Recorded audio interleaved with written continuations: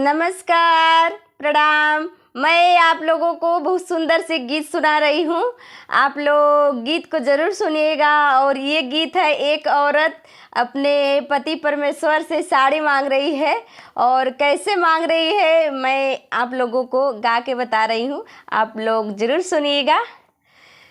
कि ले बालम बजरिया से चुनरी, कि ले बालम बजरिया से चुनरी, नात तरसा देव हम हूँ दिखा देव, नात तरसा देव हम हूँ दिखा दे, सजरिया पे अंगूरी, कि ले बालम बजरिया से चुनरी। चमके सितारा चमचम चारों ओरियाँ, देख के लजा जा चाँद के अजोरिया, मारी के केहूनिया लुका जाला जोनिया, मारी के केहूनिया लुका जाला जोनिया, अकसवा के बदरी, कि ले बालम बजरिया से चुनरी।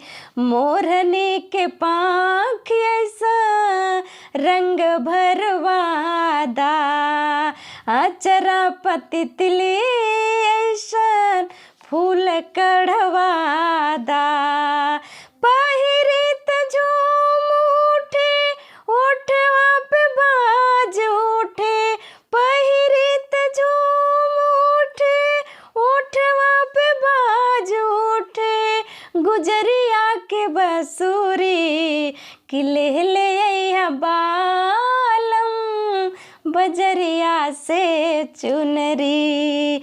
चुनरी पहिनी हम तुहके देखैबे, मारी के कनखिया पलंग चढ़ जइबे, जोगिया बनैबे तुहके नचैबे, जोगिया बनैबे तुहके घुमैबे, नजरिया के पुतरी, कि ले बालम बजरिया से चुनरी, कि ले बालम बजरिया से चुनरी।